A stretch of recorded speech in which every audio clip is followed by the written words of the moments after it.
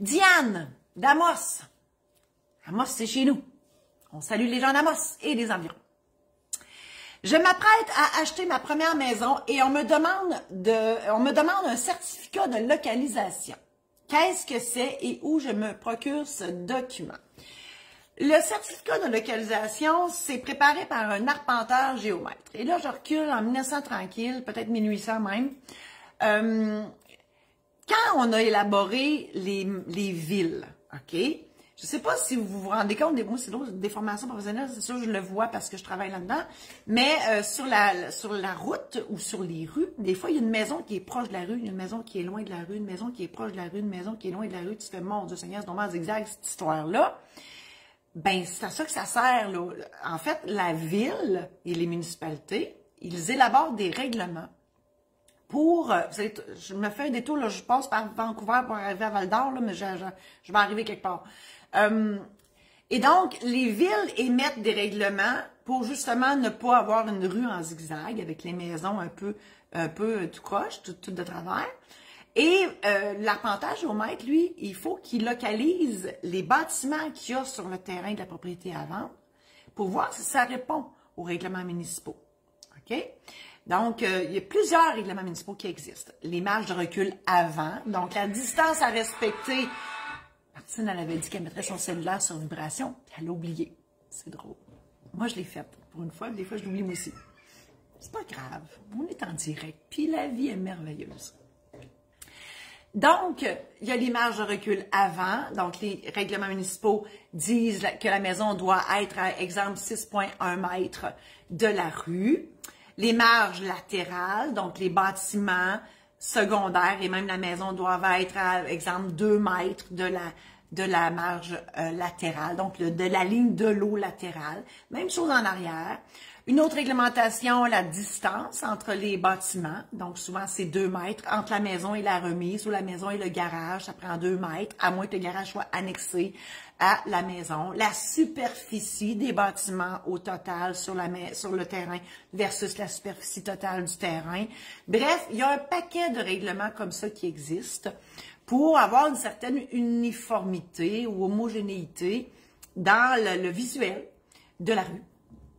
Et ben, l'arpenteur, il regarde ça. L'arpenteur, c'est un professionnel qui a les outils. Là. Avant, il faisait ça avec des vraies chaînes. Des chaînes, une chaîne en métal, il faisait ça. Une chaîne, ça mesurait 33 pieds, si ma mémoire est bonne. Et là, je vous ramène dans ma première année d'université. Puis bref, en tout cas, il faisait ça avec des chaînes. À ça, c'est pour ça au GPS. Fait qu'on comprend-tu que la marge d'erreur est assez mince. Et avec la rénovation cadastrale, donc vous avez probablement eu connaissance, si vous avez une maison, que, et là je parle pas pour Diane parce que c'est sa première maison, mais pour vous tous et toutes qui m'écoutez, vous avez une maison, voyons, j'ai oublié ce que je voulais dire. Ah, c'est pas drôle, là, ça y est, ça doit être l'anesthésie qui m'a rentré dedans. J'ai complètement oublié ce que je voulais dire. Bienvenue le direct. C'est pas grave, je vais revenir. J'ai tellement comme... non, un blanc total, ça fait pouf, c'est parti. Ça doit être l'anesthésie. C'est beau. Faut mieux en rire. Je continue. L'arpenteur, il y a d'autres choses aussi qu'il faut qu'il vérifie. L'emplacement du puits, si on est en campagne, l'emplacement de la fosse septique, il y en a-t-il une, il y en a-t-il pas une? Est-ce que la résidence est en zone agricole? Et là, ben, tu sais, tout ce qui est possible... Et en fait, tout ce qui est sur la propriété, si c'est conforme aux règlements municipaux, puis des fois, la réglementation municipale a changé depuis que la maison elle a été construite. Et c'est là qu'on parle d'un droit acquis, parce que la maison elle était là avant l'entrée en vigueur du nouveau règlement. Hein, si la maison était à 20 pieds de la rue, puis que le nouveau règlement prévoit 10 pieds, ben, on ne déplacera pas la maison parce que le règlement a changé, là. On comprend? Voilà. Alors, c'est à ça que ça sert, un certificat de localisation. Et là, vous dites où vous procurez ça, c'est vous l'acheteur. L'article 17-19, c'est quoi, je me rappelle l'article 17-19, hein? On va donc savoir, le cerveau, c'est extraordinaire. L'article 17-19 du Code civil du Québec dit que le vendeur doit remettre celui qui l'a en sa possession. OK? Ça, c'est l'article du Code civil qui dit ça. S'il reflète encore l'état actuel des lieux, il est encore bon. Il faut qu'il soit fait sur le nouveau numéro de lot, par exemple, à 7 chiffres. OK? Et c'est là que je m'en allais tantôt. Quand j'ai dit, si vous êtes déjà propriétaire d'une maison, c'est là que je m'en allais, tout ça revient. C'est le nouveau numéro à 7 chiffres. Hein? Parce qu'avant, c'était un numéro de lot, un rang, un canton. Puis à cette heure, c'est un numéro à 7 chiffres, on ne se reconnaît plus pantoute. Bon. Donc, si le certificat de localisation démontre encore l'état actuel des lieux, c'est-à-dire que quand vous... Parce que le certificat, c'est un document où l'arpenteur nous fait le blabla sur le règlement et tout ça, mais il y a un plan à la fin où on voit les... Ils font même les arbres, imaginez-vous donc. Donc, on voit tous les arbres. Des fois, ils localisent les abris tempo. Ça me fait tellement rire parce que c'est une installation éphémère, mais des fois, ils le font. Ils ne devraient pas, mais ils le font pareil. Et donc, c'est ça. Fait que là, ils localisent tout ça. Toi, j'ai encore perdu mon nez. Hey, ça va bien, attends. Mon Dieu Seigneur. Bref, ils localisent les affaires. Ça se fait encore bon. Puis merci. Elle suit, une chance de lire. Et donc, si tout est encore là, vous regardez le plan, vous regardez la propriété, puis tout est encore pareil, le certificat est encore bon. C'est pas vrai qu'un certificat a une date d'expiration. Beaucoup de banques qui disent qu'au bout de 10 ans, ils en veulent un nouveau. C'est non. OK? S'il répond encore aux normes, il est encore bon. Si par contre, depuis que le certificat a été fait, il y a eu un garage sur une slab de béton de construit, bien évidemment, on ne le sait pas là, si le garage il répond aux normes municipales, on ne le sait pas. Donc là, ça prendrait un nouveau certificat. Mais le vendeur, lui, son obligation, du moment où il vous a donné le sien, qui reflète ou non l'état actuel des lieux, lui a répondu à son obligation.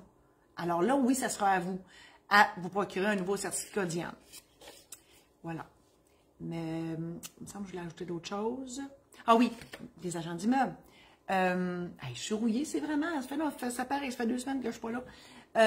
Les agents d'immeubles, les courtiers immobiliers, je devrais dire, dans leur formulaire de promesse, dans l'imprimé, là, ils sortent de même du pad, là, la boîte. Ça dit que le vendeur s'engage à fournir un nouveau certificat de localisation. Donc là, je m'adresse à tous les vendeurs de propriété. Si vous ne voulez pas fournir un nouveau certificat de localisation parce que celui que vous avez en votre possession reflète encore la réalité, vous devez demander au courtier qui biffe cette phrase-là pour ne pas être obligé d'en fournir un nouveau. OK? C'est ça qui vous mêle. Parce que dans le formulaire des courtiers, le vendeur a l'obligation d'en fournir un nouveau. C'est juste parce que c'est écrit. Et si vous vendez votre maison sans courtier, faites bien sûr que dans le formulaire que vous allez trouver sur Internet ou ailleurs, que ça ne soit pas écrit que vous vous engagez à en fournir un. OK? Puis vous, Diane, demandez à votre vendeur s'il a son certificat de localisation et regardez avec lui s'il décrit encore l'état actuel des lieux. Si c'est une remise qui est facilement déplaçable, qui n'apparaît pas au certificat de localisation, mais qui est sur le terrain, moi, personnellement, je ne fais pas faire un nouveau certificat de localisation pour ça parce qu'elle est facilement déplaçable. Mais ça, c'est moi. Je vous invite à consulter mon site internet marie-josée-saint-laurent.com pour voir les services que je vous offre, les outils aussi, programmes en ligne, formation, conférences, chaufférences. Je suis à la préparation de ma première chaufférence qui s'intitulera « Tout est possible », qui sera bientôt. Il y a un onglet sur mon nouveau site où je mettrai les dates éventuelles. Je vous invite à aussi visiter mon site maisondéditionsaintlaurent.com où je vous offre une foule d'outils aussi écrits, numériques, mes livres, des aides-mémoires, des guides sur le mariage, les testaments, succession. Tout ça est là pour vous. Alors voilà, merci infiniment. À la semaine prochaine.